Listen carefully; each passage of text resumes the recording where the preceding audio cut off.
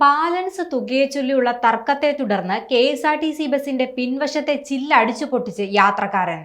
പത്തനംതിട്ട തിരുവല്ല കുറ്റൂരിൽ ഇന്നലെയാണ് സംഭവം നടന്നത്. സംഭവവുമായി ബന്ധപ്പെട്ട് ആഞ്ഞിലത്താനം സ്വദേശി രതീഷിനെ പോലീസ് അറസ്റ്റ് ചെയ്തു.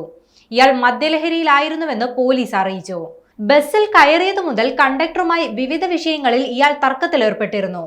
തുടർന്ന് നിശ്ചിത സ്റ്റോപ്പിൽ ഇറങ്ങിയ ഇയാൾ സമീപത്തുണ്ടായിരുന്ന കല്ലെടുത്ത് ബസിന്റെ ചില്ലിലേക്ക് എറിയുകയായിരുന്നു. ബസിന്റെ പിൻസീറ്റിൽ യാത്രക്കാർ ഇല്ലാതിരുന്നതിനാൽ വലിയ അപകടം ഒഴിവായി. രതീഷിനെ വൈദ്യപരിശോധനയ്ക്ക് വിധേയനാക്കിയെന്നും മദ്യപിച്ചിരുന്നതായി സ്ഥിരീകരിച്ചതായും പോലീസ് അറിയിച്ചു.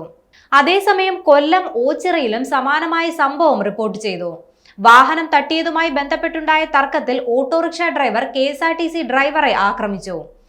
മേമന സ്വദേശിയായ ഓട്ടോ ഡ്രൈവർ അബ്ദുൾ റഹീമാണ് നെടുങ്കണ്ടം KSRTC ഡിപ്പോയിലെ ഡ്രൈവർ ഷൈൻ മോഹനെ ആക്രമിച്ചത്.